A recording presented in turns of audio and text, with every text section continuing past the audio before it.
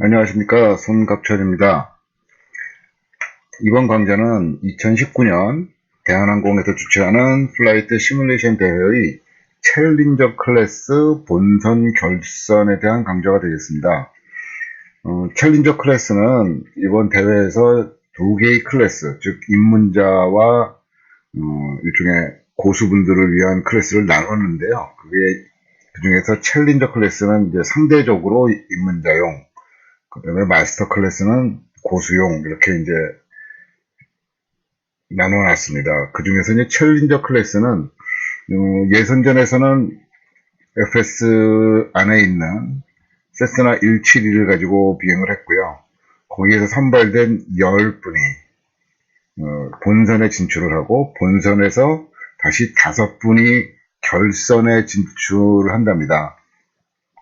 그런데 이 예선에서는 세스나 172를 했지만, 이 본선 결선은 FSX 안에 있는 디폴트 보잉 737-800으로 비행을 하게 됩니다. 그러니까 두 종류를 다 하시느라고 좀 더 부담은 됐을 거예요. 상대적으로 마스터 클래스, 챌린저 클래스가 아닌 마스터 클래스는 예선이나 결선이 전부 보잉 737-800으로 됐고, 이 부분에 대한 이 결선, 마스터 클래스는 본선 결선이 나눠져 있지 않고요. 결선 하나만 있습니다. 그래서 그 결선에 대한 강좌는 이미 제가 약 일주일 전쯤에 올렸습니다. 이번 이 강좌는 본선하고 결선을 묶어서, 조금 시간이 길어질 수 있겠습니다만 묶어서 강좌를 하도록 하겠습니다. 비행 파일은 렌트님께서 제공해 주셨는데요. 렌트님은 사실은 마스터 클래스의 그 결선 진출자십니다. 그런데 이제 지금 이 챌린저 클래스 이 비행 기록을 저한테 넘겨주시는 분이 안 계셔가지고, 제가 렌트님한테 부탁드렸더니 그냥 착착하고 그 비행 기록을 주셨어요. 즉, 연습을 거의 안 하셨을 것이 분명한데, 그야말로 기본 실력만 가지고 이 챌린저 클래스의 본선 결선을 비행을 하셨고요. 연습을 거의 안 하신 게 분명한 것이, 제가 다시 이 기록을 이제 리플레이 해보니까 그런 게 사실은 좀 느껴지는 부분이 있습니다. 사실은 이런 부분이 더 강조하기 좋아요. 좀 약간 좀 부족한 점이 있어야 그 강조를 하기 좋은데, 그렇다고 못했다는 뜻이 아니라, 이 부분 조금 더 이렇게 하면 좋겠다, 좀 더 빨리 했으면 좋겠다, 늦게 했으면 좋겠다, 예를 들면 그런 부분들이 나옵니다. 대한항공의 이 대회는요, 2년에 한 번씩 그 아덱스라고 그 성남공항에서 하는 그 행사에 맞춰서 2년에 한 번씩 대회가 열리는데요. 사실 이거 뭐 매번 열린다고 보장할 수는 없고, 혹시 관심 있으신 분들은 요걸 한번 보시죠. 잠깐만요. 시작 화면을 좀 지우고요. 예, 예. 여기에 보시면 fscontest.korearea.com 이렇게 되어 있습니다. 요 주소로 가시면 뭐 네이버 블로그긴 한데 이렇게 이름을 따라 붙이셨나 봐요. 그래서 여기 보면 이제 그 각종 대회 요강이나 이 파일들이 쭉 있습니다. 필요하신 파일들이 한 번쯤 받아서 연습을 해보시는 것도 여러분들의 그 풀심 실력에, 전부 수동으로 비행을 해야 되는 그런 조건이기 때문에 상당히 도움이 되지 않을까 생각합니다. 저는 뭐 이미 이런 부분은 포기한 사람이라서 이걸 따로 연습하고 싶은 생각은 사실은 좀 죄송하지만 없습니다. 그리고 좀 해봤는데 잘 안 돼요. 그래서 제가 다른 분들께, 더 훨씬 잘하시는 분들께 비행 파일을 좀 만들어 달라고 부탁을 드린 거고, 그 비행 파일을 가지고 이렇게 강좌 동영상은 제가 만들고 있습니다. 자, 좀 전에 말씀드린 그 사이트에 가시면, 이렇게 이제 다 문서로, 이 자료들이 다 쭉 들어가 있습니다.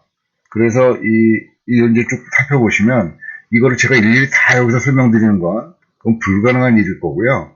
아무튼 이제 여기서 이제 중요한 것만 몇 가지만 말씀을 드리겠습니다. 그리고 실제로 이거를 대회에 참가하시는 분들은 당연한 얘기겠지만, 이 전체를 달달달달 외워야 됩니다. 외워서 수행을 해야지, 여기에 나와 있는 어디에서 속도를 줄이고 어디에서 고도를 높이고 등등등을 그걸 보면서 할 수가 없습니다. 현실적으로는. 연습할 때 보고 할 수 있겠지만, 잠깐 볼 수 있겠지만, 결과적으로 시험장, 대회장에 가서 이걸 보고 한다는 것 자체는 말이 안 되는 상황이고요. 그 몇 가지만 보죠. 전부 73800이니까, 무게나 뭐 이런 거는 이미 다 세팅 되어 있는 거니까 솔직히 신경 안 써도 되는 거고요. 테이크업 플랩은 5도로 한다. V1, VR, V2 이거 뭐 다 아신다고 생각하고 설명 안 드리겠습니다. 뭐 중요한 게 사실 VR하고 V2죠. 130에서 145. 그 130에서 그 로테이트, 즉 조종관을 당겨야 되고 스틱을 당겨야 되고 V2는 이제 이 속도 이상을 유지해야 되는 거죠. 네, 그래서 그리고 최종 접근 속도는 145도로 그러니까 VLEF라고도 하고 V 어프로치라고도 하고 그다음에 이륙 출력은 80%로 하기로 한다는 거고 시작할 때 트림은 이렇게 맞춰져 있는 거고요 이미.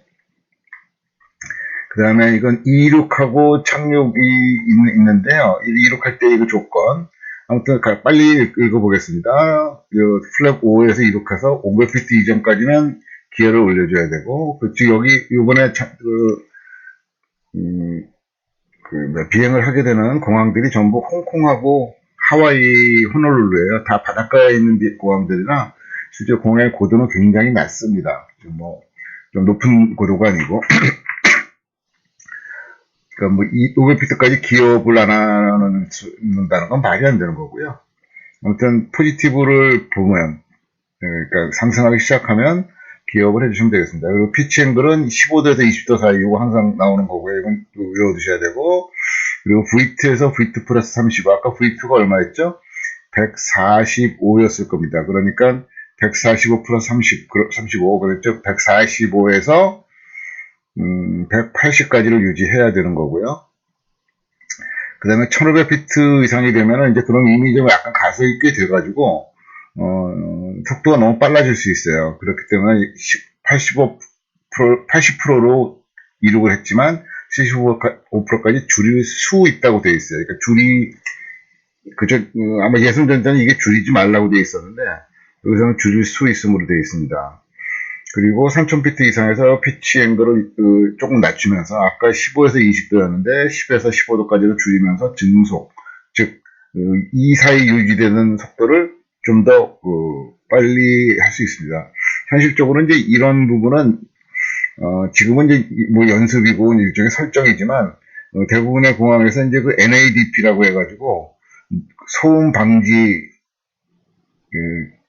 절차라고 해야 되나요? 노이즈 어베이트먼트 디파처 프로시디어 뭐 아마 그럴 겁니다. NADP 뭐 NADP1, NADP2 뭐 이런 게 있는데 여기서는 그런 복잡한 건 아니고 즉 3000피트 이상까지는 이하에서는 플랩 줄이지 말라는 거예요. 쉽게 말하면 플랩을 줄이지 말라는 거고 그리고 그러니까 줄이지 말고 그 다음에 여기서부터 이제 가속을 해가지고 가속을 하기 위해서 170이 넘어가면 플랩 원으로 5도였으니까 5도에서 2도는 건너뛰고 1도로 플랩 1로 만드는 거고요.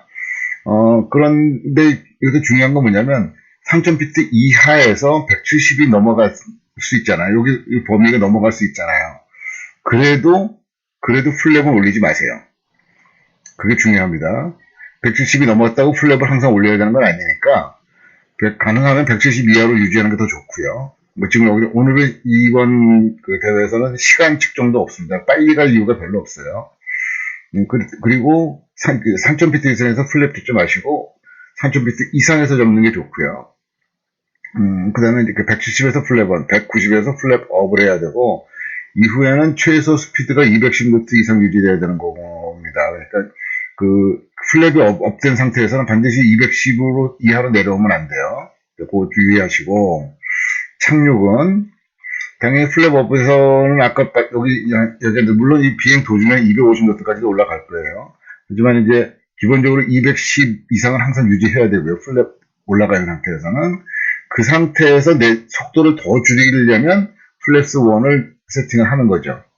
그러면 그 다음에 190이 되고 그 190이 되면 그러니까 190보다 더 내려가기 전에 플랩스 5를 세팅하고 170까지 갈 수 있는 거고요. 그 다음에 다시 15 세팅하고 기어 다운을 하는 건데 우리가 플랩 15하고 기어 다운은 동시에 한다고 보시면 됩니다. 항상 꼭 이번 대회가 아니더라도 좀 보행기의 경우에 플랩 15와 기어다운은 같은 거다라고 생각하시면 거의 실수가 없으십니다. 그리고 스피드 브레이크 암, 시프트 슬래시죠? 이거를 요때 같이 합니다. 기어다운 할 때. 그리고 그 다음에 160을 유지하고, 그 다음에 조금씩 더 내려서 플랩 30까지 해서, 어프로치 속도 145노트로 감속하고, 그걸 착륙장까지 유지하고, 맨 마지막에 플레어 하는 겁니다. 여기 하나 다 있는 게, 이제 챌린저 클래스에서, 본선은, ILS, DME 6.0까지는 160을 유지하라고 돼 있어요. 이거 지금, 홍콩인데요. 홍콩공항에서 이거 이따가 한번 잠깐 설명이 될 거예요. 이거 다 이해하셨죠? 플랩업의 최소 속도가 이거니까 이제, 예를 들면 이륙할 때를 생각하면, 플랩 5 상태로 이륙해서, 170이 넘어가면 플랩1, 190이 넘어가면 플랩업. 이해되셨죠? 그 다음엔 다시 내려오면 안 돼요. 이 이하로는. 자, 착륙할 때는, 즉, 하강할 때는, 플랩업이 최소 속도 210이니까, 210이 되면 플랩1 하나 내리고, 그럼 190까지 내려갈 수 있어요. 또 이렇게 플랩5하고, 170 내려갈 수 있어요. 또 15하고, 160 내려갈 수 있어요. 플랩 30하고 140. 이거 다 외워두셔야 되고요. 완전히 외워두셔야 되고, 이게 이제 상용기 PMDG 같은 거 모셨던 분들은 이 표시가 전부 PFD에 잘 나오기 때문에, 자동으로 나오기 때문에, 굳이 외울 필요가 없는데, 이번 대회에서는, 그리고 사실은 이 속도가 그렇게 변화가 무쌍하지 않습니다. 무게가 대부분 이제 비행기 무게 때문에, 그리고 공항의 고도 때문에 이런 게 바뀔 수 있는데, 제일 영향을 주는 건 비행기 무게죠. 근데 그 속도가 갑자기 여기서 20, 30이 커지고 작아지고 가지 않습니다. 변화가 있어봤자 5노트 정도 플러스 마이너스이기 때문에 외워두시는 게 좋습니다. 기상 조건은 이제 각 프로필보다 따로따로 있고요. 그 다음에, 여기 보면 이제 감점 요인, 즉, 허용치가 있으니까 허용치보다 벗어나면 감점이라는 뜻이겠죠. 한번 쭉 보세요. 결국 보셔야 되는 거고, 지난번에 예선전 때도 제가 강조했지만, 노멀한 선행시의 뱅크앵글 30도가 맥스라고 그랬으니까, 30도로 유지하려고 애를 쓰지 마시고, 가능하면 25도 같은 걸 유지하려고 애를 쓰는 것이 더 좋더라 하는 거죠.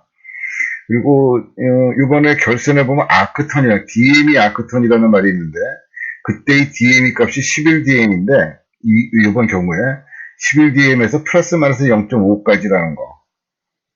그런 거 염두에 두시고요. 실제로 이제 우리 비행할 때는 플러스 마이너스 1DME까지인데, 이건 시험이니까, 일종의 대회니까 좀 더 정밀한 걸 요구하고 있습니다. 그 다음에 VOR이나 로컬라이저 잡은 다음에는 1도트까지만 에러를 허용하고요. 그런 거죠. 자, 이거는 예선 때도 설명을 쭉 들었기 때문에 거의 이해하실 거라고 보고요. 이제 바로 해설로 들어가겠습니다. 요번 문제 해설이라고 그럴까? 문제 해설로 들어가겠습니다. 자, 요번 챌린저 클래스에서의 본선, 즉 10분이 겨루는 이 비행에서는 기본적으로 여기 홍콩입니다. 홍콩공항에 활주로가 2개인데요. 07하고 25죠. 아마 레프트 라이트가 있고, 이번에는 여기 보니까 07R에서 이륙해가지고 아무튼 약간 우선회를 해서 여기서 스팁턴, 뱅크 45도짜리 턴을 한번 쓱 돌아주고 다시 고방향 그대로 가다가 금방 좌선회를 해서 어느 헤딩을 잡은 다음에 이쪽은 그러니까 이륙하는 활주로와 착륙하는 활주로가 다르죠. 그리고 방향도 180도 달라졌어요. 어떻게 이런 일이 벌어질 수 있는지. 아무튼 여기서 여기 있는 ILS를 잡아서 하강하면서 착륙하면 됩니다. 구성 자체는 굉장히 심플하다고 그럴까? 그런 이 경로가 되겠고요. 약간의 좀 참고로 두실 거는 여기에 좀 윈드가 있어요. 윈드. 바람이 있는데 344의 5노트. 344면 대강 북쪽 정도 되잖아요. 북쪽에서 약간 이쪽. 즉, 여기서 거의 90도로 불어오는 측풍이에요. 북쪽에서 불어오는. 자, 이륙할 때는 왼쪽 바람이 되겠고, 착륙할 때는 오른쪽 바람이 되겠죠. 이륙할 때는 좌측풍, 착륙할 때는 우측풍. 다만, 속도가 5노트 정도로 굉장히, 약한 바람이죠. 이 정도면.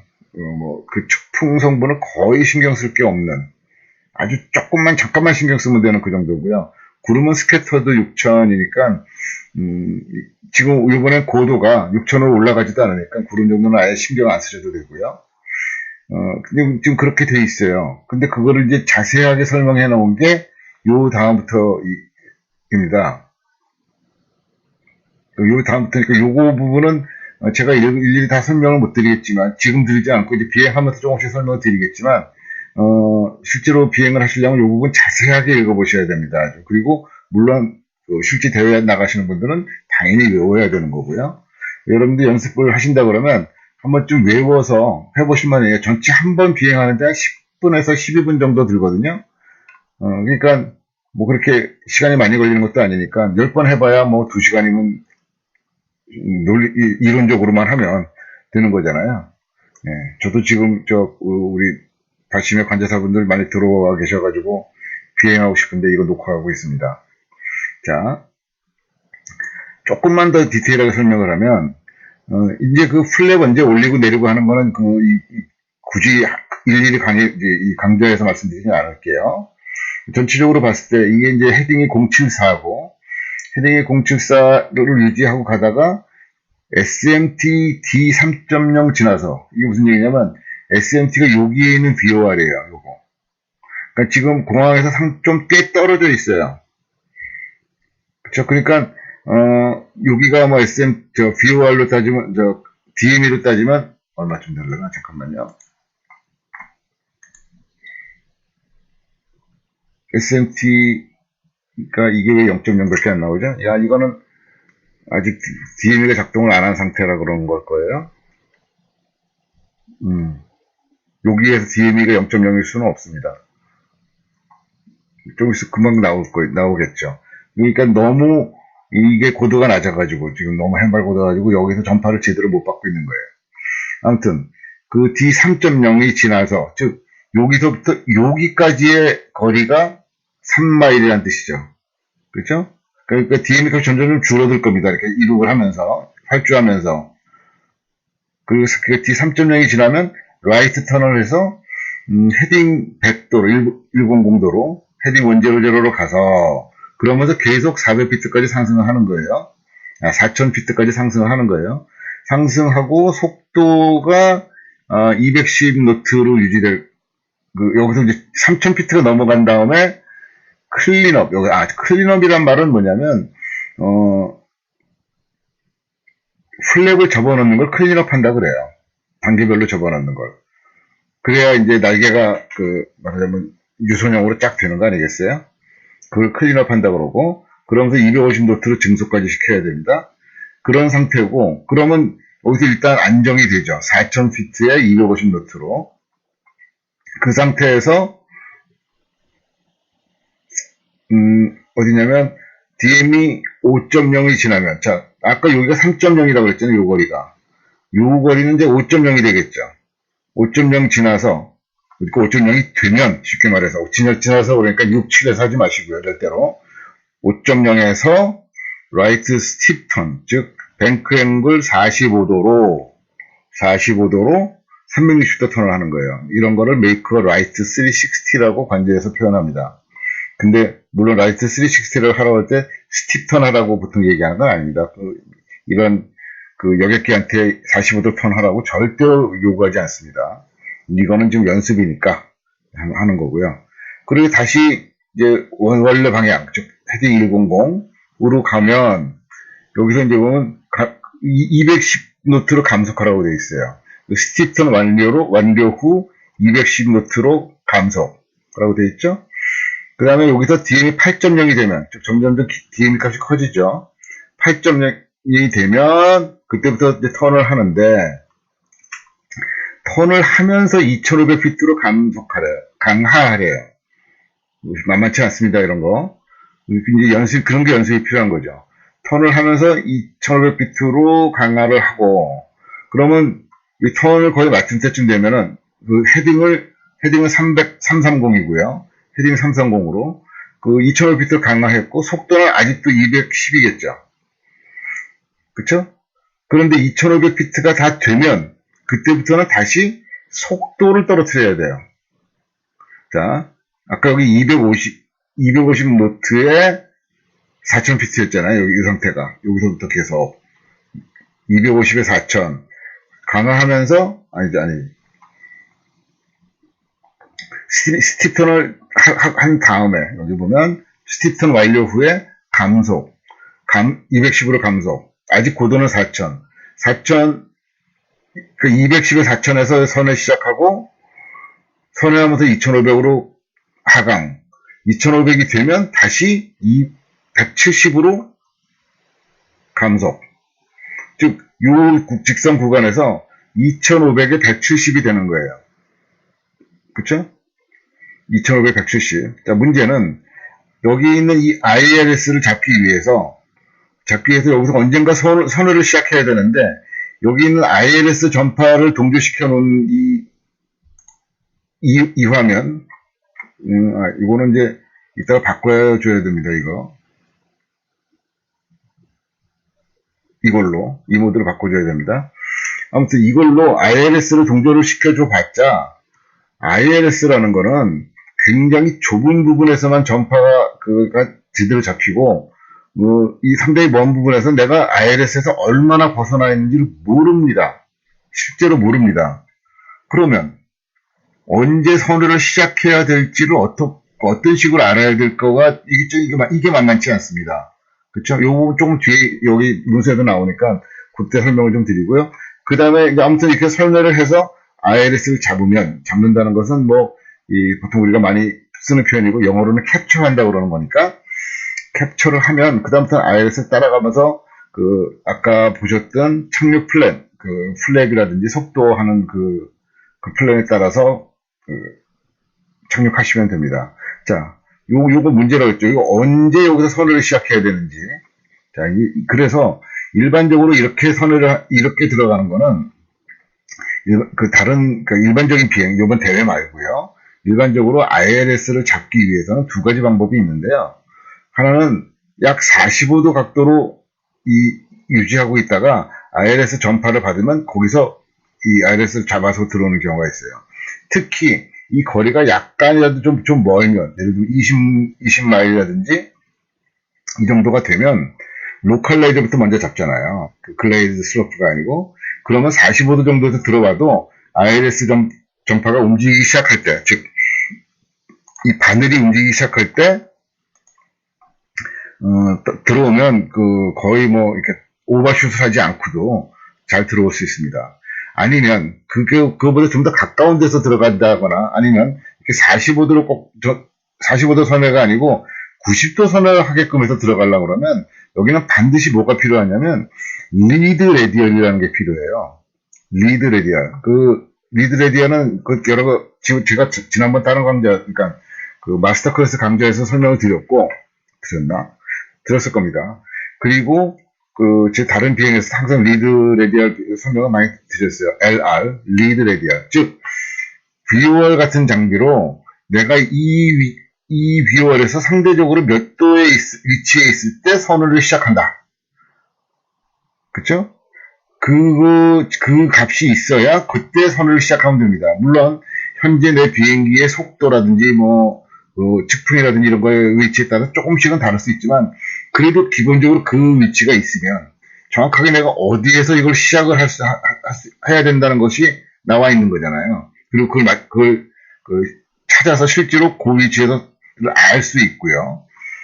자, 그런 게 있어야 되는데 지금 이 플랜에는 그게 없어요. 그러니까 좀 이 문제를 출제하신 분께는 대단히 죄송한 얘기지만, 이걸 챌린저 클래스 문제에서 리드 레디얼이라든지 선의 시작점을 안 줬다는 것은 사실 저로서는 상당히 불만입니다. 좀 문제 출제가 좀 무리가 있었다라는 생각이 지울 수가 없습니다. 죄송한 말씀이지만. 자, 그런데 여기에 보시면, 이거 쭉 읽어보시면, 여기 보시면 이제 요 부분이에요. RMI 니드를 참조하여 참가자 재량으로, 그때 밑줄도 쳐놓으셨어요. 턴 레프트 선에서 로컬라이저를 잡아라 이렇게 되어 있습니다. RMI 니드를 참조해서 참가자 재량으로. 자, 여기서 중요한 거 하나 알려드릴게요. 지금 이렇게 보시면 여기도 이 그림 비슷하게 나오잖아요, 지금. 자, 지금은 이제 당연히 세팅 상태가 다르니까 위치가 다르니까 이렇고 보시면 지금 잠깐만요.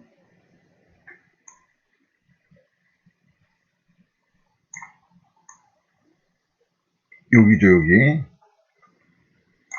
요거는 이제 요 부분 얘기하는 겁니다, 요 부분.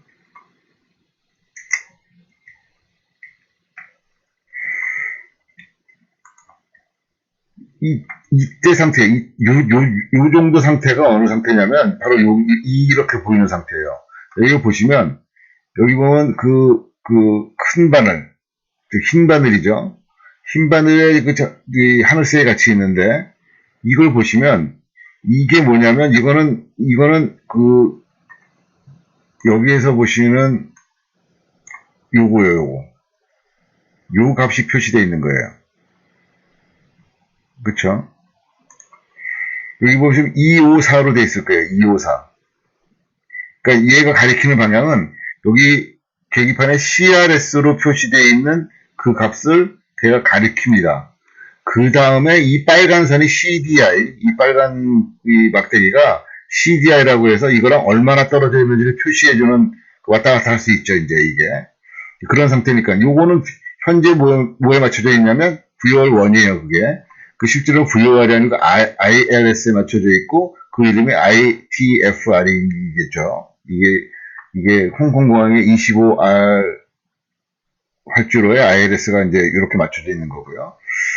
그러니까 지금은 현재 이게 내가 가야 되는 방향에서 오른쪽에 가 있으니까 나는 좀 더 이쪽으로, 오른쪽으로 254보다 더 큰 각도로 비행을 해야만 된다는 걸 알 수 있어요. 그게 VOR의 기초에 있는 거죠. 자, 그런데 여기 보면 초록색이 있잖아요. 이게 일종의 화살처럼 돼 있어가지고 요게 두 개가 화살에 하나는 촉이고 하나는 꼬리라고 그러면 어디가 촉이고 꼬리겠어요? 당연히 이쪽이 꼬리겠죠. 이렇게 생긴 모양이 이렇게 나가는 겁니다. 얘는 VOR2예요. VOR2의 상대적인 위치 또는 방향이에요. 즉 나는 지금 헤딩 330으로 가고 있는데 내 비행기에서 봤을 때 이 VOR은 여기에 있다 이거예요. 그쵸? 즉, 자, 나는 여기서 가고 있는데, 이 VOR은 대충 보면 10시 방향쯤에 있겠죠. 맞아요? 내가 이 방향으로 가면, 이 방향으로 현재 가고 있는데, 이 VOR은 10시 방향에 있을 거 아니에요? 그래서 여기 보면 약 10시 방향이잖아요. 정확하게 뭐 10시 10분 위치인지 9시 50분인지 모르겠지만 아무튼 약 10시 방향인 건 맞잖아요. 자, 그러면 여기서 아까 선의 위치를 정할 때 내가 만약에 비행기가 여기 있으면 얘는 한 10시 반쯤 되겠죠.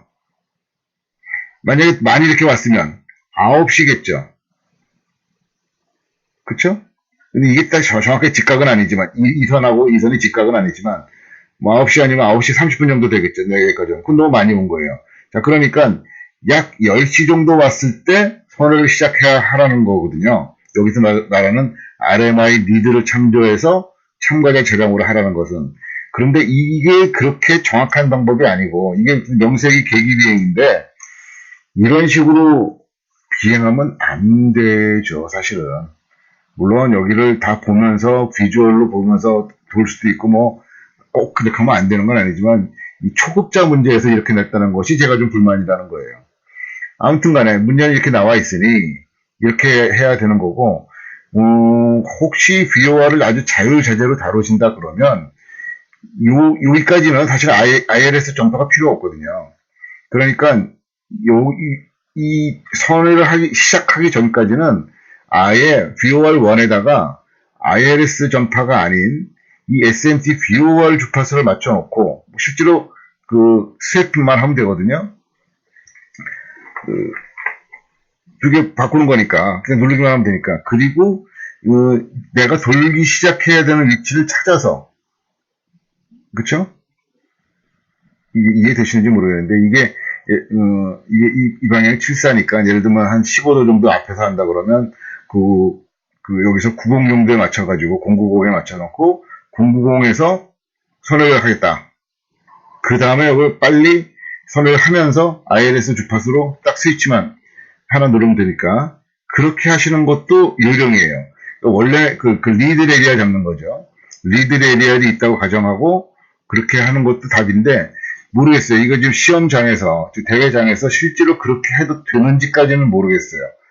제가 만약에 이거를 실제로 비행을 해야 된다면 저 같으면 SMT BOR을 여기다 잡고 이 바늘이 예를 들면 090에서 내 선을 시작한다고 생각하면 또는 00이 될 수도 있고 085가 될 수도 있고 그거는 한두 번 해봐야 돼요. 한두 번이나 몇 번 해보면은 이걸 이 리드 레디에 얼마에서 도는 것이 가장 적절하구나 하는 거죠. 그것만 찾아내면 되니까. 리드 레디어를 찾는 공식도 있어요. 그거 있는데, 지금은 이제 문제 풀이 한다고 그 공식을 설명드릴 수는 없고요. 좀 관심 있으신 분은 리드 레디어 구하기, 내지는 그냥 리드 레디어만 찾아도 특히 영어로 되는 문서들은 많습니다. 그리고 그렇게 어렵지도 않아요. 좀 설명이 길어졌는데, 지금 경우에는, 그러니까 그렇게 리드 레디어를 쓰지 않으실 거면, 여기 있는 방법대로 RMI 리들이 이건 감으로 잡아서, 이 330으로 정확하게 헤딩을 비행할 때, 10시에 딱 있으면, 그때 돌면 되더라. 또는 10시보다 조금 작을 때, 9시 한 45분쯤 됐을 때 돌면 되더라. 10시 한 15분쯤 돼서 돌면 되더라. 라는 거를 경험상 느끼세요. 특히 여기에서는 뱅크 주는 습관에 따라서 다를 수가 있거든요. 그러니까 이건 스스로 찾으셔야 됩니다. 자, 일단 여기까지 놓고, 이 정도면 이제 비행 자체는 이해는 다 하신 거예요. 그쵸? 그래서 이제 비행을 한번 해보겠습니다. 이건 필요할 때 다시 올리도록 하고요. 이거 올려놓을까요, 아예? 아예 올려놓죠, 그리고 이 대회장에서는 이걸 이렇게 두 개를 하라고 되어 있는데, 사실 이거 딴 거는 별로 볼 게 없기 때문에, 요것도 저는 켜놓겠습니다. 왜냐면 여기 엔진 값을 보시는 게 더 도움이 되실 수 있을 것 같아가지고요. 근데 실제 대회장에서는 요 플랩 상태하고, 요 계기들을, 랜딩 기어나 보느라고 아마 이거를 이렇게 켜놓기는 좀 어려울 수도 있는데, 한번 켜놓는다고 뭐라고 안 할 것 같은데? 예, 이렇게 놓고 보겠습니다. 제가 플레이를 시작을 하죠.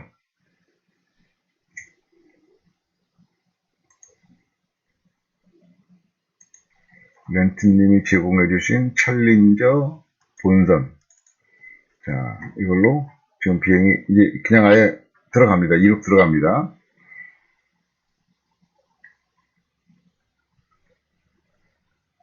여기서 이륙 들어가는 과정이고요. 여기 보시면 아까 V1이 125, VR이 130이었죠. 이 세팅은 아마 기본적으로 되어 있는 세팅이에요.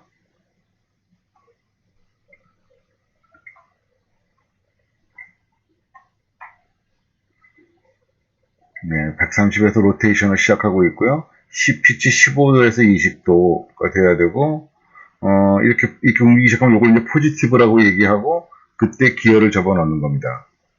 그 이전에 여기 엔진 트로틀 80.0으로 만드는 거는 플러스 마이너스 1. 이거는 이제 미리 해두셨어야 되는 거고, 500피트가 지났으니까, 500피트가 아니군요. DM이 3.0이 지나요. 여기 있습니다, 여기. 여기는 이제 DM이가 가까워지는 쪽이니까, DM이 지금 현재 3.3. 그리고 지금, 아직 3.0피트 안 됐기 때문에 이거 올리면 안 돼요. 플랩이라든지 이런 거 올리면 안 돼요. 3.0에서 이제 돌기 시작해야죠. 이게 도는 모습이 보이죠? 이 뒤에 있는, 여기서 보이는 계기판은 제가 움직이지 않는 모드로 하겠습니다. 하늘이 움직이는 걸로. 여기서 살짝 돌아서 헤딩 일빵빵으로 가는 겁니다. 아직은 고도 3000이 안 됐기 때문에 요 15도, 20도 사이 유지하고 3000이 되는 순간에 이제는 피치를 좀 낮췄죠. 낮춰서 속도를 올리는 겁니다. 지금은 여기 보시면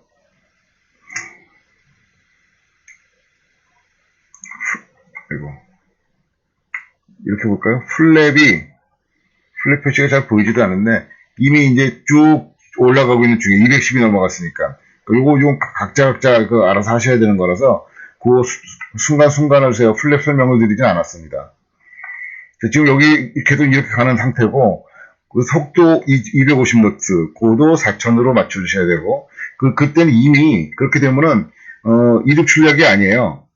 그래서 상당히 줄여주셔야 됩니다. 엔진을 이렇게 되면 약 50 정도로 줄였죠. 49에서 참고하시면 이런 기억해 두시면 이렇게 이 정도 하면 되는구나. 지금 257이니까 좀 빠르니까 한 49나 48 정도면 되겠구나라고 짐작할 수 있겠어요.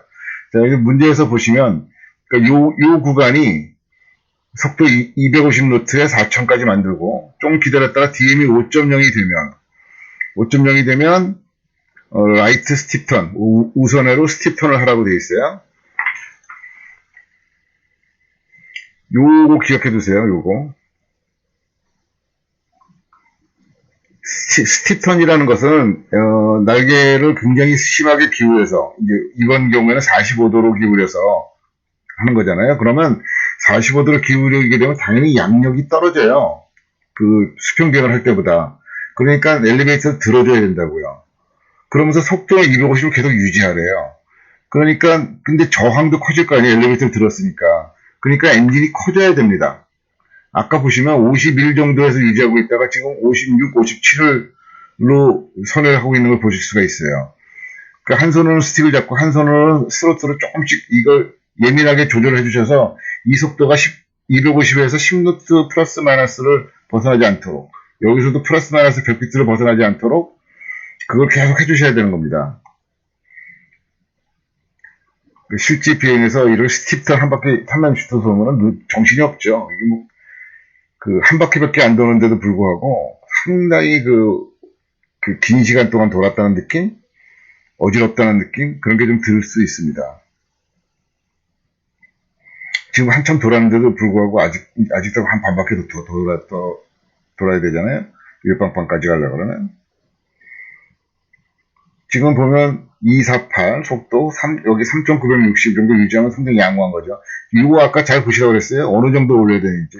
참고로 말씀드리면 약 45도 정도 뱅크에서는 양력이 한 20% 정도 줄어듭니다. 그래서 엔진을 약 20% 정도 출력을 더 줘야 되는데 그게 N1이 숫자가 20%가 늘어났다고 해서 엔진의 출력이 20%가 늘어나는 건 아니에요. 꼭 그렇진 않아요. 왜냐면 이거의 아이들 상태가 한 30 정도 나오잖아요. 그러니까 N1 자체가 비율은 아니에요. 이건 회전수기는 한데 그렇다고 그것이 출력의 정확한 비율은 아닙니다. 그러니까 아까 51 정도에서 57 정도로 올라갔다는 걸 기억해 두시고 여러분들이 거기에 맞춰서 연습을 하셔야 될 거예요. 자, 이제 이거 끝났어요. 그러면서 속도 이거 끝나면 감속하라고 됐잖아요. 지금 줄이고 있죠? 감속하기 위해서 엔진을 왕창 줄이고 있죠. 그리고 4천은 아직은 유지해야 돼요. 그러니까 DM이 8.0이 될 때까지 210으로 감속되어야 됩니다. 그래야만 이걸 규정을 어긋나지 않게 할 수 있어요. 자, DM이 8.0이 되면 여기 지나서 레프턴 해가지고 하강하면서 또 선회를 해야 되죠. 선회해서 헤딩 330. 자, 이 속도는 210에 그대로 유지돼야 되고 얘는 하강. 즉 그러니까 엔진은 거의 아이들급으로 가야 됩니다.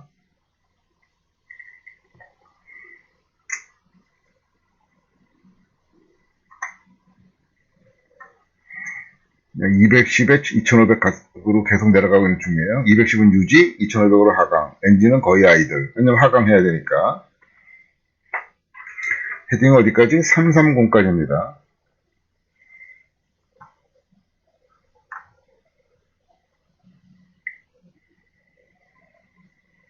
자, 330에서 2500이 되면 어떻게 하라고 그랬어요? 다시 속도를 170으로 떨어뜨리라고 그랬어요, 아까.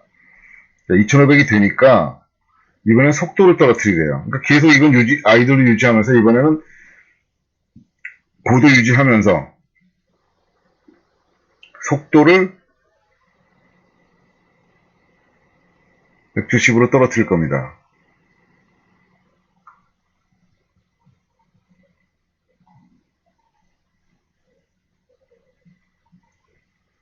떨어뜨리죠?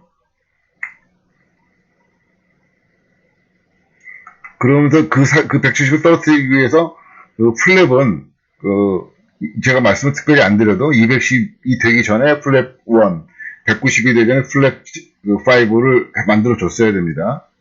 지금 현재는 플랩 5, 조그맣게 보이지만 플랩 5 상태입니다. 자, 여기서 이제 잠깐 포즈. 여기서 이제 문제의 이 선의 시작 부분이 나왔어요. 지금 그 규정대로, 그러니까 그 프로파일에 나와 있는 대로 한다 그러면 이 상태 정도 됩니다. 이 상태에서 지금 아까도 말씀드렸지만 이 바늘은 ILS에 동조되어 있는 거고요. 요 하늘색은요. 이 초록색이 VOR2, 즉 여기 있는 SMT VOR인데 이게 상대적인 위치가 10시보다는 조금 작은 것 같고 9시 한 40분 정도 되는 것 같죠? 위치상으로. 그거는 그러니까 이렇게 감으로 조정하는 게 썩 좋은 일이 아닌데, 그거를 이 대회 요강에서는, 참가자 자장 이렇게 해놔가지고, 그분이 제가 좀 마음에 안 든다는 거였어요. 자, 아무튼 제가 그거를 뭐 평가할 만한 입장에 있는 사람도 아니고 그러니까, 자, 그러니까 잘 보십시오. 정확하게 이게 330이면, 이게 330이 중요해요. 왜 중요하냐면, 이게 바뀌면, 이거 상대적인 위치가 바뀔 거 아니에요. 자, 그러니까 여기 보면 다행히도 이게 30도 단위 딱딱 끊어지면 27에 딱 맞으면 이게 10시죠. 그러니까 27까지 안 되니까 한 9시 45분 정도의 그 시침 위치가 된다고요.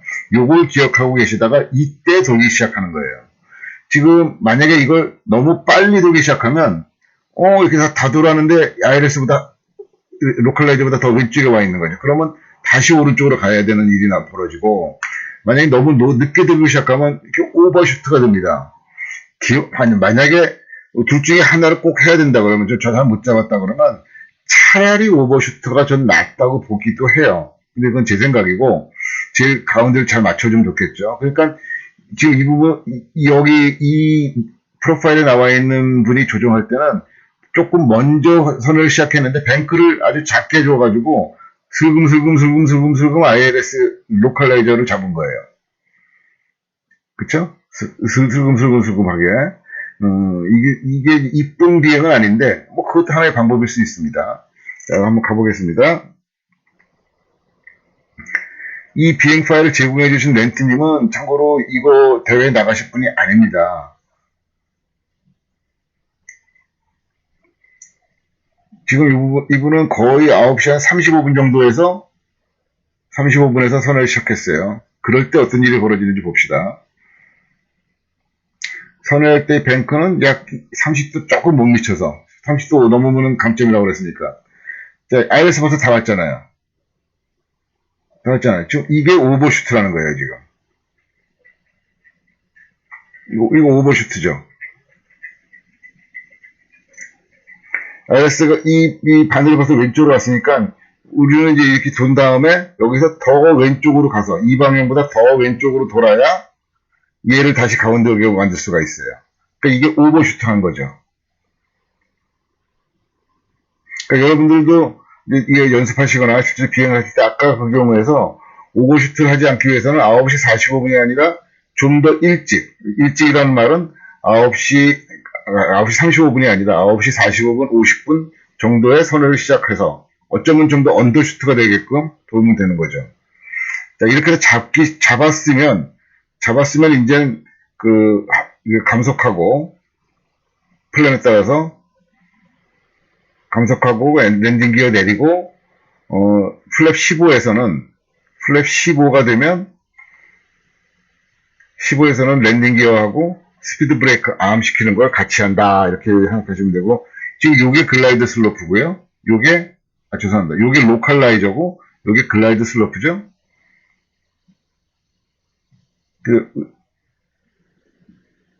그리고 초기에는 160을 유지하다가 랜딩 기어 다 내리고 그러면 그때부터 다시 감속해서 어프로치 속도 145도로 맞춰서 착륙하시면 됩니다. 착륙 이후에는 좀 여기 채점에는 별 관계가 없는 거고, Shift F2 키를 좀 길게 누르시면, 그 길게라는 거 한 1초, 2초 꾹 누르고 있으면 그게 엔진 리버스 기능을 작동하는 거고요. 리버스 기능이 작동되는 상태는 너무 오래 지속되는 게 안 좋고요. 속도가 땅에 닿은 다음에 얘기하는 겁니다. 착지한 다음에 속도가 100이나 90 이하로 줄어들면 엔진 리버스는 반드시 꺼줘야 됩니다. 그리고 오토 브레이크를 쓰실 수도 있고요. 오토 브레이크는 요걸로 설정을 하죠. 요걸로. 오토 브레이크라는 거는 이제 우리 자동차에도 요새는 거의 다 있는 엔티락 브레이크 시스템이라는 거를 기본적으로 작동시키는 건데요. 좀 굉장히 효율적으로 작동을 시켜서 정지거리를 짧게 만들어줍니다. 그런데 이 홍콩공항 정도 되면 활주로가 굉장히 길어서요. 굳이 정지거리를 짧게 만들 이유가 없습니다. 정지거리를 짧게 만들려고 그러면 항상 보면 브레이크 패드가 뜨거워지게 마련이거든요. 타이어도 빨리 닳을 수 있고. 그러니까 굳이 필요 없으면 정지거리 너무 빨리 안 하셔도 됩니다. 지금 145가 어프로치 속도고요. 지금은 이미 플랩도 완전히 다 내리죠. 30까지 내린 겁니다. 40까지 내리지 않습니다. 플랩 30까지 내리는 상태고요. 지금은 이거 보고 잘 내리면 됩니다. 이게 지금 아마 제가 시너리가 이게 깔려 있어서 그런 거고요. 아마 디폴트 시너리만 쓰시는 분들이 조금 다르게 보일 수도 있을 것 같아요.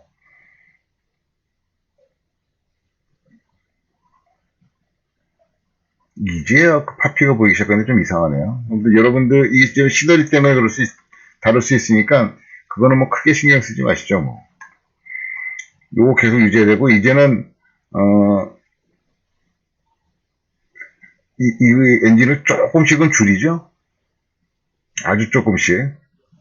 착륙하는 거는 이걸 뭐 설명을 지금 할 수는 없어요. 여러분들이 평상시에 가졌던 그 능력대로 잘 착지해 주시고, 그 착지하는 범위는 예선될 때처럼 아무튼 여기 동그라미 이 표시되어 있는 그 표시대로 가시면 되겠습니다.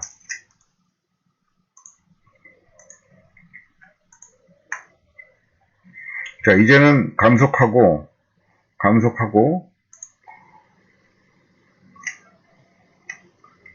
빠져나가면 되는데, 아마 이게 다를 수 있어요. 이 디폴트 시너리만 쓰시는 분들은 다를 수가 있고, 뭐 디폴트든 아니든 간에 요렇게 나가는 길, 택시웨이에서 요렇게 나가는 길을 이제 패스트 엑스트웨이 뭐 그러니까 이때 속도를 많이 안 줄여도 됩니다. 이렇게 많이 안 줄인다는 게 80이나 100에서 갈 수 있다는 뜻은 아니지만 50노트 이하면은 이렇게 들어갈 수 있습니다. 이렇게 들어가서 정지하는 것이 대회에서 보는, 지금 이분 좀 삐딱하게 가고 있죠? 양해해 주십시다. 중앙선 잘 못 따라가는데, 이게 아마 시나리오가 달라서 그럴 수도 있어요. 예, 이렇게 해서, 비행은 다 봤고요. 이제 뭐가 중요한지, 어느 부분에서 더 신경 쓰셔야 되는지, 보셨을 거라고 믿고, 다음에는 결선을 한번 보겠습니다. 결선은 뭐더라, 이게, F04R. 네, 저는 이렇게 경선을, 파일을 불러오는 동안에, 이제 이 결선 프로파일 한번 보겠습니다. 좀 강좌가 길어지고 있습니다. 자, 이 결선은 본선 10분 중에서 5분만이 선발이 돼서 5분들끼리 겨루는 게 되겠습니다. 그러니까 좀 더 난이도가 있는 거가 되겠죠. 모든 앞에 있는 기본적인 상황들은 다 똑같고요. 이건 하와이 호놀룰루 공항인데요. 이 04R 활주로에서 이륙해가지고, 이륙하자마자 거의 500피트에서 우선회를 계속 180도처럼 해서 220도로 돌아요. 거의 180도죠. 220도로 선회를 해요. 그리고 4,000피트까지 올라갑니다. 잠깐만요. 요거 P 하나 눌러놓고요. P를 눌러놓는 이유는 뭐 비행이 움직일까봐가 아니라 조금이라도 연료의 무게가 달라질까봐 그러는 거예요. 이 헤딩 220으로 가다가, 자, 이번에도 여기 VOR이 하나 있어요. 이게 HNL, 호놀룰루겠죠? HNL VOR 레디얼 172를 잡으래요. 이거 VOR 따라가는 거, 챌린저급에서는 VOR 따라가기가 지금 처음 나온 거예요, 사실은. 그쵸? 챌린저급에서는. 근데, VOR이라는 건 기본적으로 비행기를 조종하는 사람들은 무조건 알아야 되는 거고 익숙해져야 되는 거기 때문에 이 문제에 포함이 된 거라고 생각을 합니다. 이 VOR을 어떻게 이용하는지를 잘 모르시겠다고 하는 분들은 지금 여기서 VOR 자체로 설명드릴 수는 없으니까 제 채널에서 지금 보시고 계시는 이 유튜브 채널에서 VOR의 기초라고 하는 제가 한 6, 7년 전에 올린 강좌가 있습니다. VOR의 기초가 제목이고요. 그것도 사실은 이 대한항공 강좌를 하면서 아마 적어도 VOR 정도는 강좌가 필요하다고 생각해가지고 강좌를 만들었었어요. 영어로 되어 있는 것들도 많고요. 또 우리나라에 한글로 되어 있는, 즉 다른 분들께서 만드신 것들도 꽤 있습니다. 그러니까 원하시는 거, 뭐 재밌게 설명되어 있는 것 또는 쉽게 설명된 거를 찾아보시는 것도 좋고요. 적어도 제가 말씀드린 거는 플라이트 시뮬레이션을 쓰기 위해서 하는 분들께 적절한 수준으로 만들었다고 저는 생각하고 있기 때문에 한 번쯤 이해가 안 되시면, 아직 모르신다면 보시는 걸 추천드리고요. 물론 VOR 잘 쓰신다 그러면 전혀 보실 필요 없습니다. 굳이 3, 40분 낭비하실 필요 없고요. 자, 아무튼 이걸 트래킹 한다는 것은 이 VOR에서 나와 있는 전파 중에서 171도 방향의 전파, 실제로 그런 전파가 딱 별도로 있지는 않습니다만 그 전파가 있다고 생각하고 거기를 따라가겠다는 거예요. 그렇죠? 자, 그러면 언제쯤부터 이 선회를 시작해야 되느냐? 그것도 쉽지는 않습니다. 그건 쉽지는 않고요. 쉽지는 않은데 또 그래도 또 하긴 해야 되는 그런 거죠. 언젠가 결정을 해야 되죠. 그래서 아무튼 요거를 따라온다고 치고 이렇게 이걸 따라갈 수 있어야 돼요. 그건 이제 이 VOR에서 CD 바늘이 가운데로 되게끔 유지하는 거죠. 자, 그 상태에서 지금 현재 보면 4,000피트잖아요. 그래서 여기 아까처럼 3,000피트에서 클린업 하는 건 다 똑같아요. 그리고 250루트까지 올라가고, 이 방향의 상태가 4,000피트에 250루트. 그렇죠? 루트하고, 그 다음에 요거를 표현을 한번 봅시다. HNL VOR에 R171. 여기서 말한 R은 left, right, right가 아니고, radial이라는 거의 R이에요. radial. 이렇게 전파의 방향이라는 거를 이제 radial이라고 합니다. 360도가 있겠죠. R171, radial 171을 트랙 아웃바운드, 즉, 여기서 나가는 방향으로 가는 거예요. 예를 들면 이 뷰어를 향해서 이렇게 따라올 수도 있잖아요. 그러면 R171을 인바운드 할 수도 있겠죠. 만약에 반대 방향으로 가는 거면.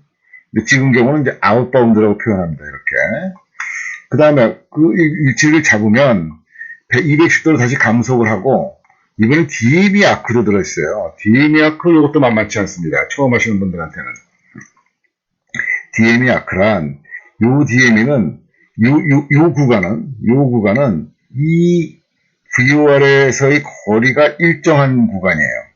즉, 이 DME 값, 즉 거리가 일정하게 되도록 선회를 하는 거예요. 근데 여기서 보면 이건 선회라고 하기에도 좀 무할 정도로 아주 완만하죠. 그러니까 DME 아크를 잘 그리는 방법은 크게 두 가지가 있어요. 하나는 아주 약한 뱅크, 뭐 3도, 4도, 5도 정도의 뱅크를 줘서 이렇게 진짜 곡선으로 가는 것도 하나의 방법이고, 대부분의 이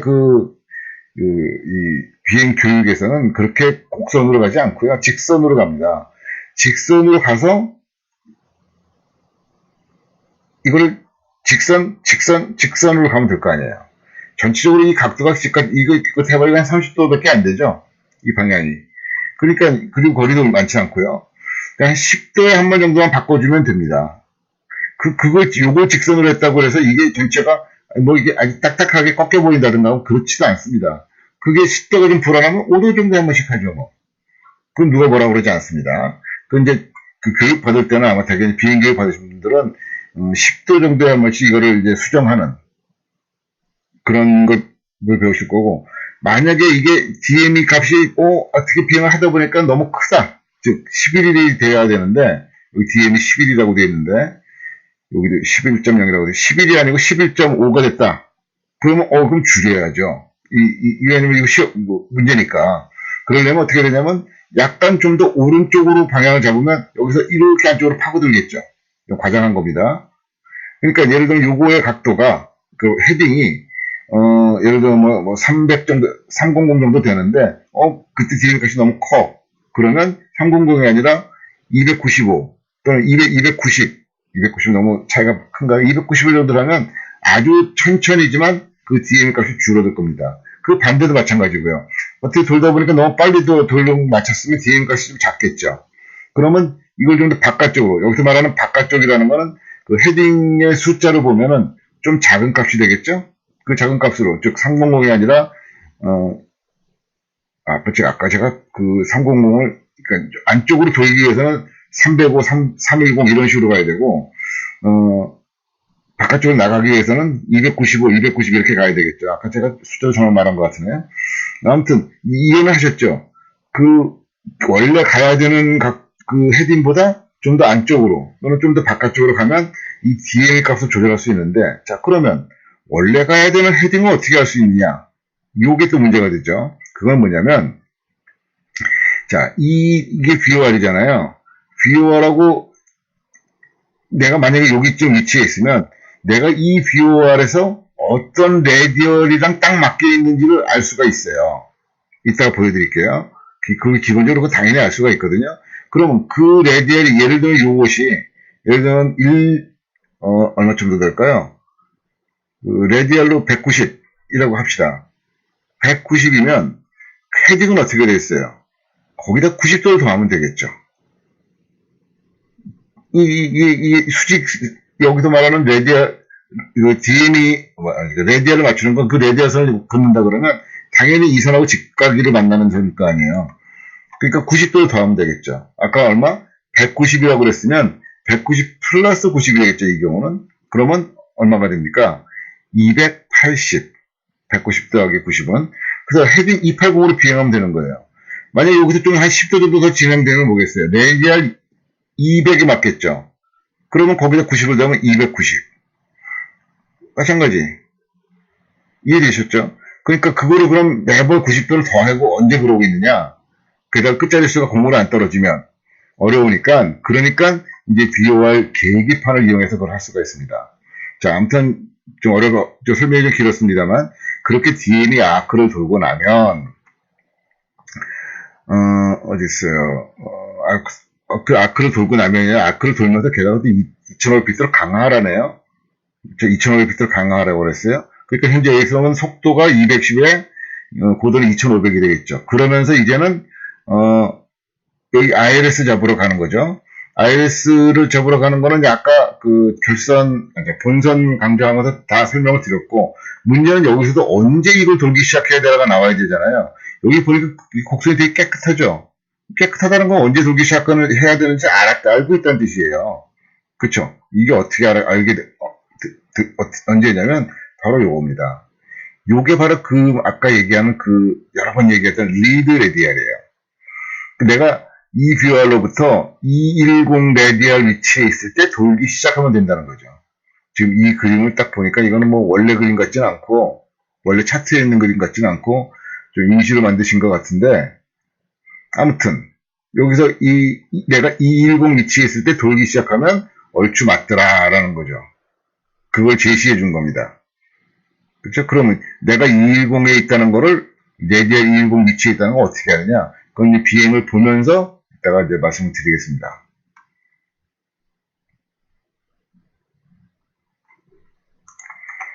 자, 역시 그 렌트님께서 제공해 주신 챌린저 결선이죠. 네, 이걸 비행 시작하겠습니다.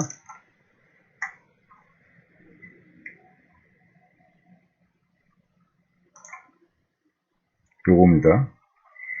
지금 요거 이룩하는 중이고요. 이제는 플랫 같은 거 상세하게 따로 설명 안 드리겠습니다. 이것도 이렇게 놓고 하겠습니다.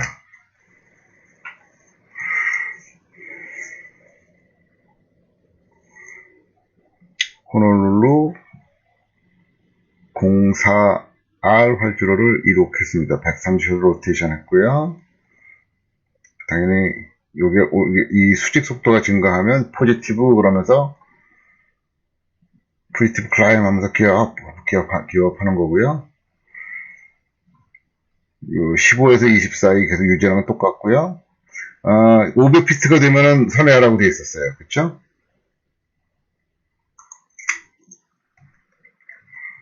(500피트에서) 선회입니다. 여기가 어디까지? 헤딩 220까지. 이거 모드를 안 바꿨네요.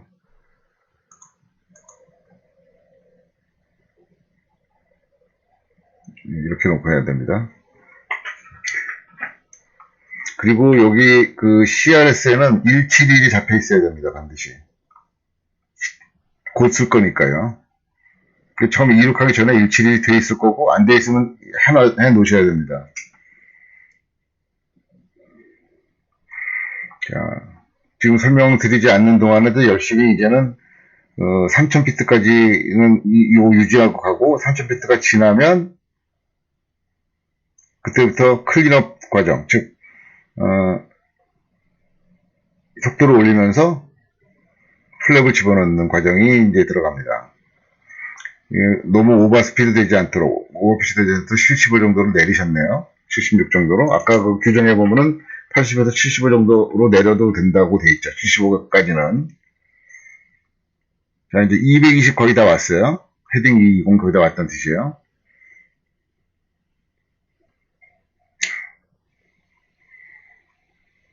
그 4000피트 유지하는 거죠. 자, 잠깐 스톱. 됐어요. 자, 이제 여기서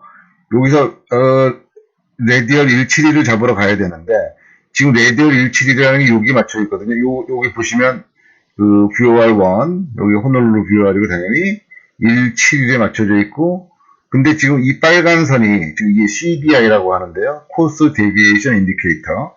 이 CDI가 오른쪽으로 가 있어요. 그러니까 저는 지금 좀 더 이 방향보다 오른쪽이잖아요. 그러니까 이를 가면은 얘가 언젠가는 가운데로 올 거예요. 근데 가운데로 온 다음에 선을 하면 안 되죠. 왜냐면 가운데로 오면 딱 요 선을 만난다는 뜻이거든요. 요 선을.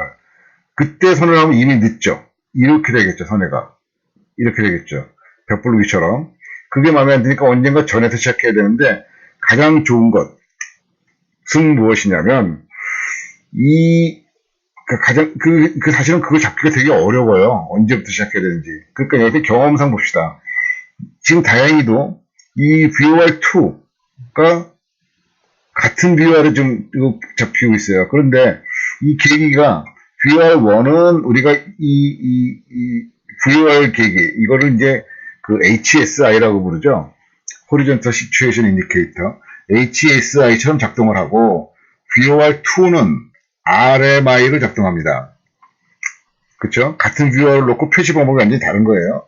그러면 이걸 가지고 뭘 할 수 있냐면, 이 VOR이 나에서 상대적으로 어느 위치에 있나를 알 수가 있죠.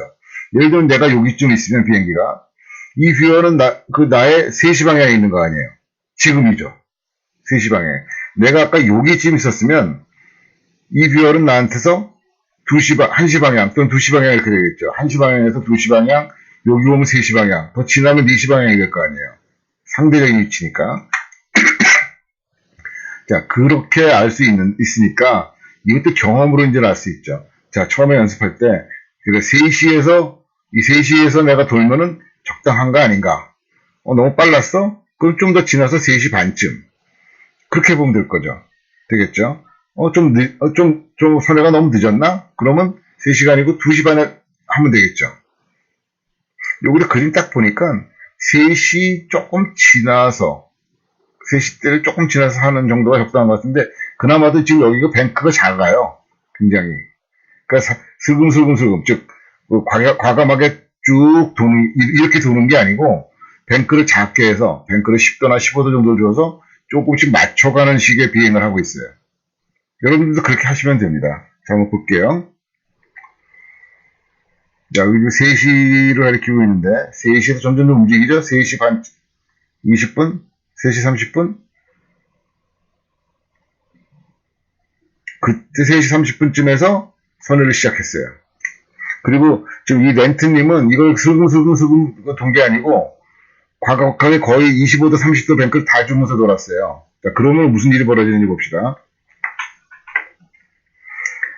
내 헤딩은 지금 거의 170일에 다가가는데 얘가 안 오고 있어요. 이건 무슨 상황이냐면 헤딩은 거의 다 왔는데 이렇게 된 거예요. 자, 좀 확대해서 본다 그러면 과장해서 본다 그러면 이렇게 오는 거예요. 이렇게. 요건 이제서야 움직이기 시작하죠. 그러니까 그 방법은 두 가지. 아까 같은 위치에서 출발해서 뱅크를 작게 좀 주거나 아니면 좀 더 늦게 해서 제대로 된 그 선회를 하거나. 이해되셨어요? 렌트님은 좀 어떻게 시작하셨냐면 여기서 시작을 했는데 선회를 너무 그러니까 뱅크를 너무 많이 주신 거예요. 많이 줘서 이렇게 나와서 잘 따라와 보세요. 여기 이렇게 온 거예요. 이렇게. 그러니까 아직 여기 못 잡았는데 헤딩은 다 돌았고 그러니까 다 돌기 전이죠 사실은. 그러니까 그때부터 뱅크를 왕창 줄여가지고 슬금슬금 여기 맞춰오는 겁니다. 지금 맞춰서 가고 있는 중이에요. 170일에. 여기 가운데로 가는 게 딱 맞춰가는 거고요. 자, 그때 하는 일이 뭐죠? 이 과정에서 해야 될 일이 속도 줄이는 거죠. 속도 줄일 때 엔진 줄이는 거죠. 지금 4,000피트 맞추고 있고요. 자, 그 다음에 P 포즈 잠깐 시키고. 자, 이제 이 DM이 아크 돌로 가야 되는데 그럼 언제 내가 또 수선을 시작해야 될까? 요것도 또 과제 아니에요. 이것도 문제 아니에요. 그래서 이제 요거는 조금 어려울 수 있는데, 일단은 여러분들은 지금 배우는 입장이라고 생각하고, 챌린저 코스니까, 2마일 전에서 돌기 시작하겠다. 라고 생각하시면 크게 문제가 안 됩니다. 이게 항상 보면, 그 비행기의 속도나, 세스나 같은 건 2마일에서 돌면 안 돼요. 훨씬 더 작게 잡아야 되는데, 그 차이를, 이런 빠른 제트기들은 2마일 정도로 잡으면 크게 무리가 없습니다. 그래서 2마일로 잡고 돌기 시작하겠습니다. 2마일이라는 게 뭐냐면 9.0이에요. 11마일이 DM이 11이 되기 2마일 전이니까 그때 돌기 시작하는 거예요. 일단 돌기 시작합니다. 일단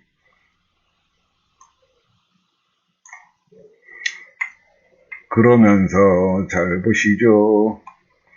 이제는 보세요. 90도를 돌려야 돼요. 90도로 돌려야 되고 이게 중요해져요. 이게 지금 170도보다 좀 더 앞으로 갔겠죠.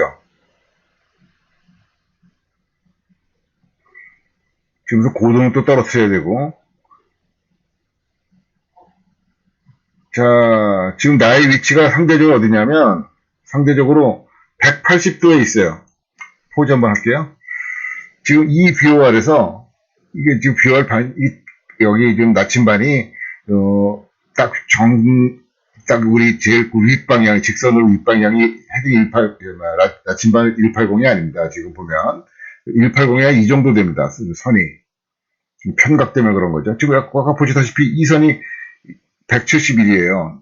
171이에요. 그러니까 이 선을 한 다음에는 한 180 정도 왔을 거 아니에요. 실제로 보니까 180에서 이 선이 가운데로 왔잖아요.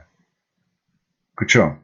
그러면 이게 가운데라 그러면 나의 그 헤딩은 어떻게 해야 될까? 그게 바로 여기 나와 있죠. 이렇게.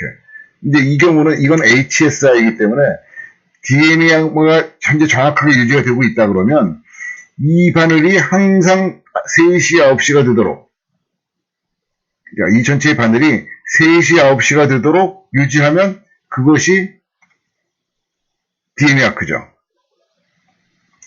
자, 볼까요? 근데 이게 유지가 되려고 그러면, 당연한 얘기지만, 이걸로 잡아서, 왜냐면 이 CRS를 돌리면 이 위치가 잘 바뀌거든요. 이렇게 3시, 9시가, 9시, 3시가 되면서 이게 가운데로 와 있어야 돼요. 자, 지금 이 상황이 좀 DME도 정확하게 됐겠다. 이렇게 비행하고 있으면 사실은 지금 렌트님 같은 경우는 아까 제가 설명드릴 때 뭐라 그랬냐면 DME 약을 두는 방법은 직선 구간 몇 개로 나눠서 하는 방법이 있고 약간의 뱅크, 3도, 4도, 5도 정도의 뱅크를 넣어서 조금씩 도는 방법이 있다고 그랬어요. 지금 부분 약간 뱅크가 들어가 있죠. 그렇게 도신 거예요. 왜냐? 사실은 이거를 지금 한 손으로 조작하기가 되게 힘들어요. 그쵸? 그래서 렌트님은 이거를 조금씩 도는 방법을 택하셨어요. 특히 이 DME 값을 하면 되거든요. 이게 줄어들었다 그러면 너무 많이 꺾은 거고 이게 커졌다 그러면 좀 덜 꺾은 거고 지금 아주 작은 차이지만 11.1로니까 조금 덜 꺾은 거예요. 그러니까 조금 더 뱅크를 많이 주시는 것 같아요. 아까보다. 그래서 이렇게 만들었잖아요. 11.0으로. 그렇죠? 그러니까 이거 포기하고 이거 바쁜데 이거 하는 것보다는 차라리 나는 DME 11.0을 유지하려고 그냥 살짝 조금씩 뱅크를 주든지 빼든지 하겠다라는 거고 중요한 거는 여기서 이제 이 선회를 하기 시작해야 되는 포인트죠. 그 포인트가 아까 레디얼 210이라고 그랬어요. 그쵸? 그러면 딴 건 몰라도 여기서 210을 맞춰줘야 돼요. 이렇게. 제가 좀 늦게 맞췄지만 210까지 맞춰놓으면 지금 마치 우연히 맞은 시간이었어요. 더 늦게 안 한 게 설명드리지 않은 게 다행이네. 이 210이 딱 지금 되는 시점에서요. 그때 뭐 해야 돼요? 선회 시작해야 돼요. 보면 딱 선 시작하시잖아요. 그쵸? 그 선회를 열심히 한 다음에는 그 다음에는 중요한 게 이제는 ILS란 말이에요. 선회하는 도중에 지금 고도, 속도 다 신경 써야 되지만 그 시점에서 요걸 해줘야 돼요. 요걸 바꿔줘야 됩니다. 그쵸? 요거 바꿔주셔야 되고 이제 이거 필요 없으니까 이거 하면 Shift 2입니다. Shift 2를 하셔야 되고 중요한 거는 여기에 CRS는 사실은 아무런 기능을 하지 않지만 이것도 돌려주셔야 됩니다. 42도로. 이거를 돌리는 이유는 간단해요. 조종사가 이거 왜 이렇게 빗나같이 하지 않도록. 그래 이게 가운데를 향하니까. 이게 만약에 42가 아니고 다른 방향으로 잡혀 있어도 이렇게 있어도 이 빨간 바늘은 상대적으로 똑같이 옵니다. 잘 옵니다. 그런데 42도로 되어 있어야만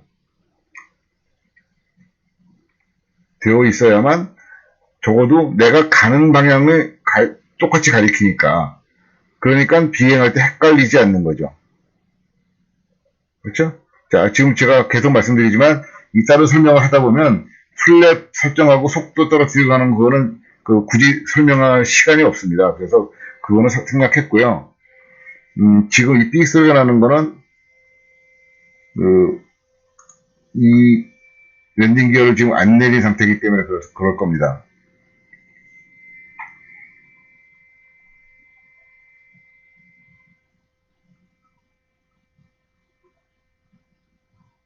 랜딩 기어 내려가니까 삑 소리가 없어졌죠? 지금부터는 이제 ILS를 잡은 상태니까 글라이드 슬로프 당연히 그러니까 로컬라이저와 글라이드 슬로프 글라이드 슬로프는 항상 로컬라이저를 먼저 잡습니다. 그리고 그 착륙 속도 맞춰서 145로 가겠죠. 그 단계 하나하나는 제가 뭐 굳이 설명드리지 않겠습니다. 그거는 여러분들 비행하시면서 그 정도는 스스로 하셔야 됩니다. 제가 설명드리는 건 주로 이 계기 비행에 관한 부분들 설명을 드리는 겁니다.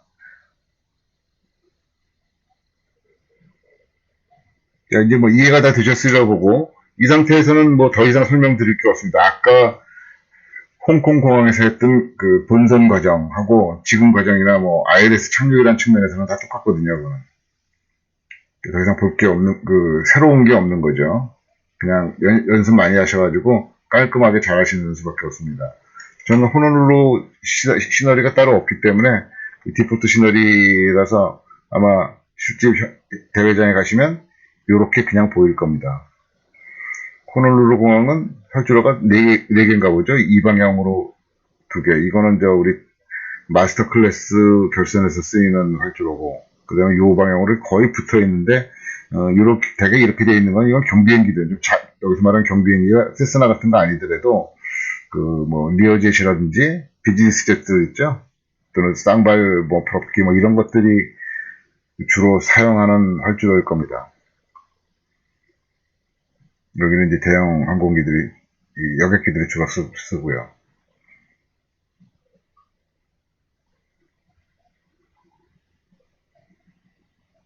그 145 유지하고, 이제 이 프로파일에 잘 보시면, 언제까지 파이널 상태가 다 유지되고 있어야 된다, 이런 것들이 잘 나와요. 그래서 그거를 항상 기억하고 외워서 그때까지는 다 들 수 있도록 비행하셔야 됩니다.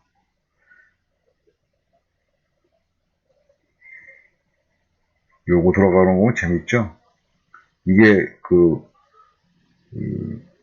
요거의 방향이니까 지금 이쪽에 있구나, 그걸 알 수가 있는 거죠.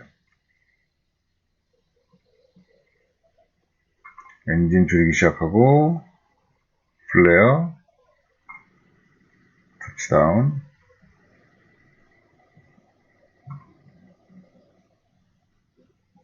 스포일러 당연히 올라갔을 거고,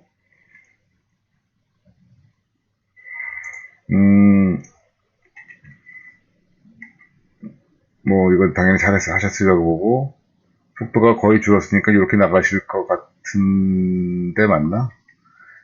여러분들 만약 실전을 하신다 그러면 여기로 나가세요. 이게 패스트 엑스트웨이거든요. 이게 90도로 꺾이는 것보다는 이렇게 45도처럼 꺾이는 게 훨씬 더 나가기가 편합니다. 그러면 줄 벗어나지 않고도 잘 나가기가 쉬울 거예요.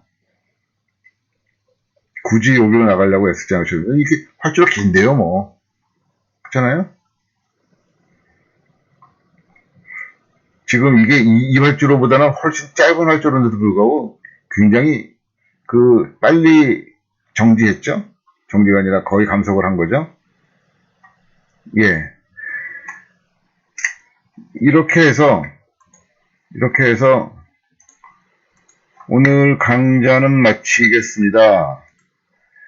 예, 긴 시간이 됐고요. 거의 1시간 됐나요? 꽤 오래된 것 같은데요. 1시간도 훨씬 넘었네요. 이 강좌가 그래도 조금이라도 도움이 됐으면 좋겠습니다. 20일 날이죠. 내일 모레인 것 같은데, 제가 이거 녹화하고 있는 걸 좀 늦게 했어요. 이 BM 파일이 제 손에 들어온 입수를 늦게 해가지고. 아무튼 좋은 결과 있으시길 바라고요. 혹시 이 대회에 참가하지 못한 상태시더라도, 계기비행의 아주 기초적인 계기비행들이죠. 예, 도움이 좀 되셨다면 저로서는 즐거움이겠습니다. 감사합니다. 안녕히 계십시오.